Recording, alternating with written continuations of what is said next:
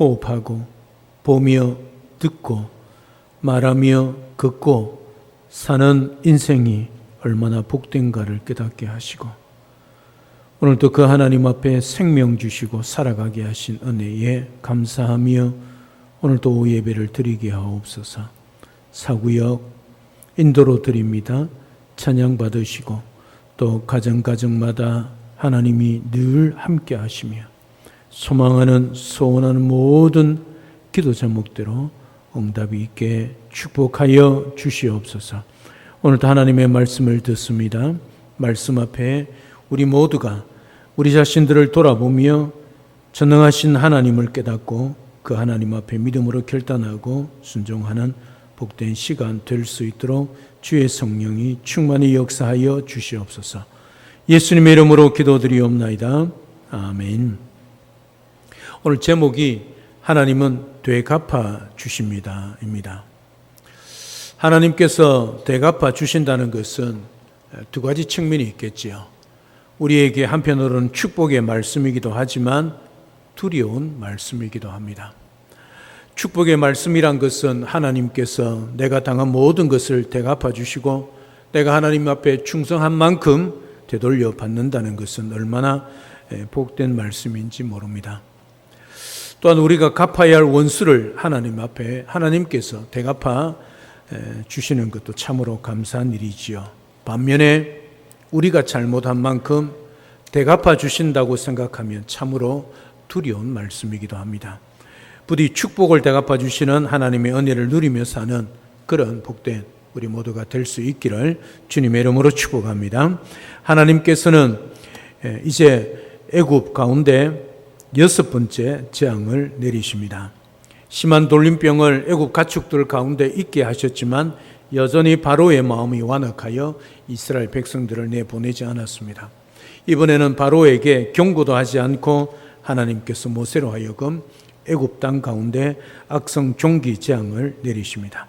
이 6번째 재앙은 이때까지의 재앙과는 달리 처음으로 애굽 사람들의 삶에 실질적인 위험을 가하고 있습니다.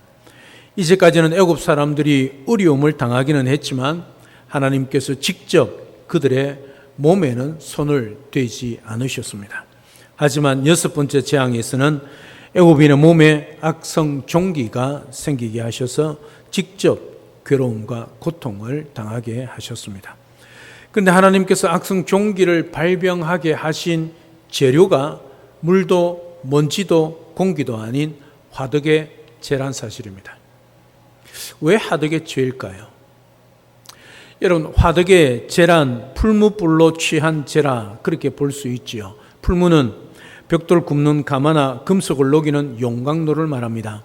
여기서 벽돌 굽는 가마라고 볼 수 있겠지요. 이런 측면에서 화덕의 재는 벽돌을 굽기 위해 만든 화덕에서 생긴 재라 말할 수 있습니다. 쉽게 이렇게 생각하면 좋습니다. 지금이야 다 가스레인지가 있고 또 여러 가지 불기가 도구가 있기 때문에 잘 사용하지 않지만 옛날 우리가 어떻게 살았습니까? 아궁이가 있지 않습니까? 부엌에. 그 불을 잘못 떼면 어떻게 되지요? 여러분 그런 적 없는가 봐요. 눈썹도 태워 먹고 머리카락도 태워 먹지 않습니까? 그지요? 이상한 냄새가 나지 않습니까? 뭣도 모르고 고기를 쳐들고 안을 들다보다가 그런 일 당하지 않습니까? 여러분 그러니까 불을 떼고 밥도 해먹고 또 어떻게 해요? 온돌에 따뜻하게 밤에 잘 수 있도록 보온도 하고 그리 했지 않습니까? 그리 하고 나면 반드시 그 안에 있는 뭘 채워야 됩니까? 재를 치워야 합니다. 재도 치울 때 잘 채워야지 바람 분할 채웠다가는 어떻게 해요? 완전히 재를 뒤집어 쓸 수 있습니다. 그렇죠? 그런 경험이 없는 것처럼 저 옛날 사람이네라고 보고 있는 것 같은데요. 그렇죠? 경험 있으시죠? 그 재입니다. 오늘 본문에서 말하는 화덕의 재란 바로 그런 재를 말하고 있습니다. 모세는 이 화덕의 재를 하늘을 향하여 날렸고 그 재가 온 땅에 티끌이 되어 애굽 온 땅의 사람과 짐승에 붙어서 악성 종기가 생기게 되었습니다. 여기서 말하는 악성 종기는 원래 피부에 농포를 일으키는 심각한 질병을 의미합니다. 이 질병은 주로 비위생적인 그런 상황에서 지속적인 노동을 함으로 인해서 피부에 생기는 일종의 화농이다, 그렇게 말할 수 있습니다. 우리는 이 부분을 통해서 왜 하나님께서 화덕의 죄를 통하여 종기를 발하게 하셨는지를 깨닫게 됩니다. 여러분, 화덕에서 벽돌을 굽고 벽돌을 만들기 위해 비위생적인 상황 속에서 일한 사람이 누구일까요? 지금까지 애굽에서 그런 일을 누가 했을까요? 애굽 사람들이 했습니까? 아니지요. 바로 히브리 종, 이스라엘 백성들이었습니다. 곧 이 악성 종기는 이스라엘 백성들이 경험한 늘 일상 속에 겪고 있는 그런 아픔들이었습니다. 하나님께서는 이스라엘 백성들의 힘든 노동의 삶과 그 악성 종교로 인해 고통당한 것을 기억하시고 하나님의 백성들을 그렇게 만든 애굽 사람들에게 그대로 되갚아주고 계시는 겁니다. 사랑 여러분, 하나님은 하나님의 백성들을 확실히 보호하시고 보복하시는 하나님이십니다. 하나님은 전능하신 하나님이시고 저 하늘 위에 계셔서 우리와는 상관이 없는 것처럼 보이지만 절대 그렇지 않으십니다. 그 하나님은 살아계셔서 하늘 보좌에 앉아 계신 동시에 오늘 우리의 삶의 현장에 찾아와 계신 분이십니다.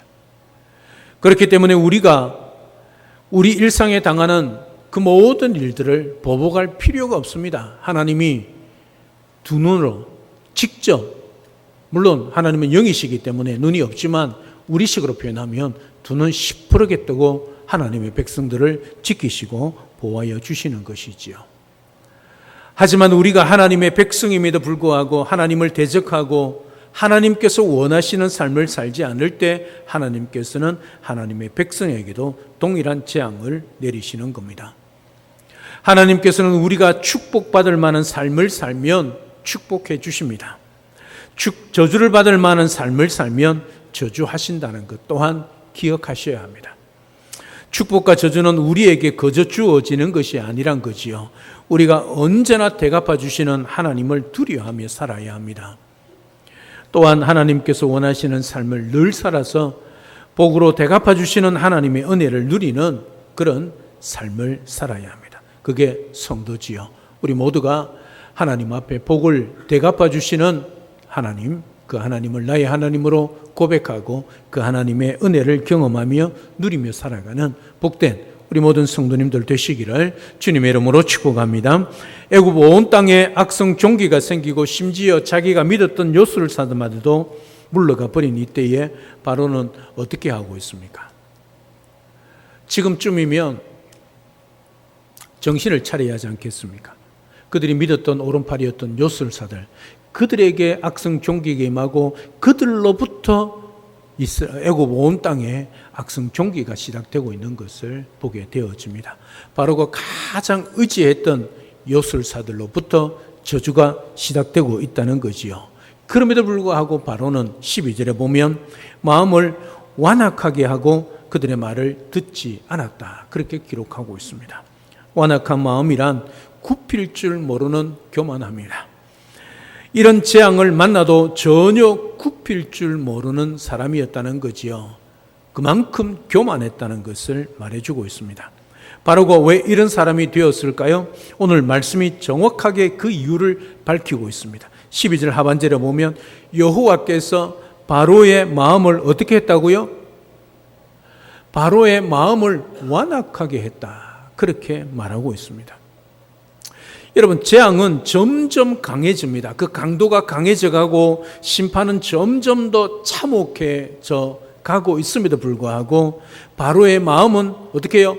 점점 더 완악해져 가야 합니다. 여러분 생각해 보십시오. 재앙이 점점 심해지고 그리고 심판이 점점 가혹해지는데 그러면 사람이면 어떻게 돼요? 점점 겸손해져야 됩니다. 바로는 점점 더 악해지고 교만해졌다는 것을 말해주고 있습니다. 도무지 굽힐 생각을 하지 않습니다.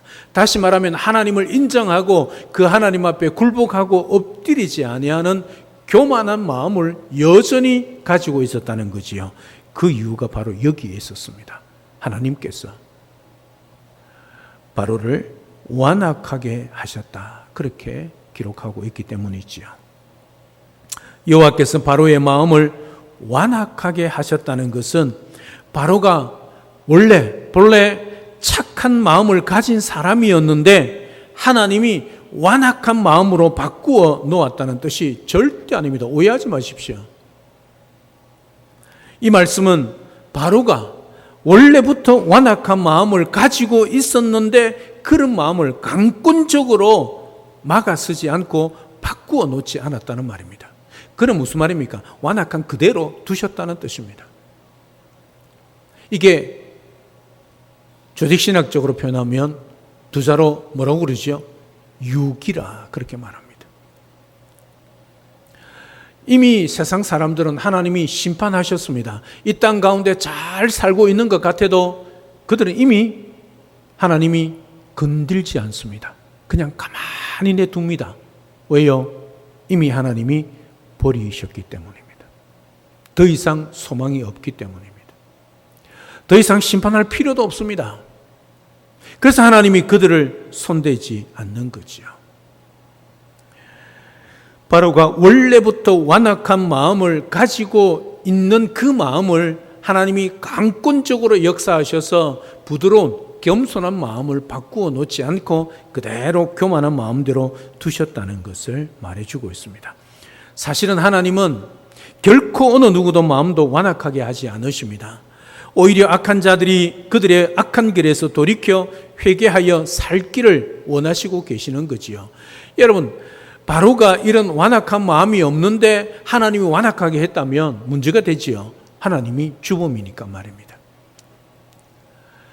이런 심판 가운데도 하나님이 몇 번의 기회를 주십니까? 바로에게 10번의 기회를 주십니다. 여러분, 오해하지 마십시오. 하나님은 바로를 처음부터 딱 심판하지 않으셨다는 거지요. 9번의 기회를 바로가 하나님 앞에 놓쳤다는 거지요. 원래 가지고 있는 완악한 교만한 마음 때문에 그렇다는 거지요. 사랑 여러분, 하나님은 절대로 그 어떤 악한 사람이랄지라도 처음부터 지옥 백성 삼지 않으십니다. 회개의 기회를 반드시 주신다는 거지요. 에스겔 33장 11절에 보면 너는 그들에게 말하라. 주 여호와의 말씀이니라. 나의 삶을 두고 맹세하노니 나는 악인이 죽는 것을 기뻐하지 아니하고 악인이 그의 길에서 돌이켜 떠나 사는 것을 기뻐하노라. 이스라엘 족속아 돌이키고 돌이키라. 너희 악한 길에서 떠나라. 어찌 죽고자 하느냐 하셨다 하라. 디모데전서 2장 4절에 하나님은 모든 사람이 구원을 받으며 진리를 아는 데 이르기를 원하시느니라. 베드로후서 3장 9절에 주의 약속은 어떤 이들이 더디다고 생각하는 같이 더딘 것이 아니라 오직 주께서는 너희를 대하여 오래 참으사 아무도 멸망하지 아니하고 다 회개하기에 이르기를 원하시느니라. 이게 아버지 하나님의 마음입니다. 하지만 바로는 그러한 하나님의 마음을 알지 못하고 계속해서 헛된 망상에 사로잡혀 하나님을 대적하는 자가 되고 말았습니다. 이것은 본래 그의 완악한 마음, 교만한 마음 때문이고 그들이 의지하고 있는 애굽의 신들 때문이죠. 하나님께서 바로의 완악한 마음을 그대로 방치해 두신 결과로 결국은 망하게 되는 것을 보게 됩니다. 그러면 우리는 왜 회개하고 돌아와서 주님을 영접하고 말씀에 순종하고 살고 있겠습니까? 하나님이 우리의 마음을 부드럽게 바꾸어 주셨기 때문입니다. 사실은 저와 여러분들 애시당초 이 자리에 앉아 있을 자격조차 없는 자들입니다. 하나님 앞에 나아갈 수도 없고 하나님을 만날 수도 없고 예배할 자격조차 없는 우리들입니다. 그런 우리들, 그래서 이미 죽었던 자들 아닙니까? 하나님이 우리를 무조건적으로 선택하시고 사랑하셔서 오늘도 완악한 우리의 교만한 마음을 부드럽게 해주셨고 주님이 내 속에 들어올 수 있도록 성령이 역사하셨기 때문에 오늘 우리가 이 자리에 앉아서 예배를 드리는 것이지요. 이것이 은혜요, 하나님의 선물입니다. 우리도 본래 바로와 같은 완악한 죄인이었지만 성령께서 우리 마음을 여셔서 말씀을 듣고 믿게 하심으로 변화될 수 있었다는 거지요. 그래서 우리가 이 자리에 있는 것은 은혜입니다. 그 어느 누구도 자격이 있어서 이 자리에 앉아있는 사람은 아무도 없습니다. 우리가 어떤 사람이고 우리가 무엇을 하고 있는지 상관없습니다. 세상 말로, 요즘 아이들 쓰는 말로 도찐개찐입니다. 거기서 거기입니다. 도토리 키재기입니다. 누가 더 낫고 누가 못하고 누가 좋고 못하고 그런 거 없습니다. 우리 모두는 다 죄인이었고 죽은 자들이었습니다. 그런 우리들을 하나님께서 우리 마음을 여셔서 말씀을 듣고 믿게 하셔서 우리 주 예수 그리스도를 믿음으로 오늘 이 자리에 앉게 있는 하나님의 은혜에 사랑에 우리는 감사할 수밖에 없는 존재입니다. 그래서 교만할 수 없습니다. 네가 낫고 네가 못하고 내가 낫다 그렇게 말하는 것조차 어리석습니다. 사랑 여러분, 아직도 바로처럼 마음을 완악하게 하며 말씀에 순종하지 못하는 거듭나지 못한 사람들이 우리 주변에 많이 있습니다. 이런 사람들에게 우리가 해야 할 것이 무엇이겠습니까? 먼저 믿은 자들 아닙니까? 책임이 있습니다. 먼저 믿었다는 말은 무슨 말입니까? 우리에게 주어진 사명이 있다는 거지요. 믿지 아니하는 사람들, 우리가 복음을 전해야 하는 것이지요. 복음을 전할 때에 성령께서 은혜를 주셔서 그들이 말씀을 듣고 믿어서 거듭난 백성들이 되어 이 자리에 하나님을 찾고 겸손한 마음으로 엎드릴 수 있고 예배할 수 있게 된다는 거지요. 바로 이것이 오늘 우리 시대, 우리 교회에게 주신 하나님의 사명입니다. 이제 교회가 일어나서 복음을 더 힘있게 선포해야 할 때가 되었습니다. 세상이 얼마나 완악합니까? 가면 갈수록 더 교만해집니다. 하나님 없는, 하나님을 부정하는, 하나님을 저주하는 인생이 어떤 인생을 삽니까? 그들은 잘 살고 있다고 하지만 얼마나 어리석은 삶을 살고 있습니까? 하나님 없는, 하나님을 부인하고 부정하는 사람의 모습이 얼마나 교만하고 자기 중심이고 돈을 사랑하며 세상을 사랑하는지 우리가 잘 알고 있지 않습니까? 우리가 복음을 전할 때 성령께서 완악한 그들의 죄인들의 마음을 열어주셔서 복음을 듣고 믿고 거듭나는 역사가 일어나게 해야 하지 않겠습니까? 먼저 믿은 자의 사명입니다. 우리가 그 사명을 감당하지 않으면 주님 앞에 칭찬은 받기는커녕 꾸중받게 되겠지요. 상급은 받기는커녕 저주받을 줄 모른다는 사실이지요. 우리가 해야 할 일을 하지 않으면 하나님이 촛대를 옮길 수 있다는 사실이지요. 기억하셔야 합니다. 죄인들이 회개하고 변화되어 하나님의 사람답게 세워지는 역사가 풍성하게 일어나는 교회로 세워가야 하지 않겠습니까?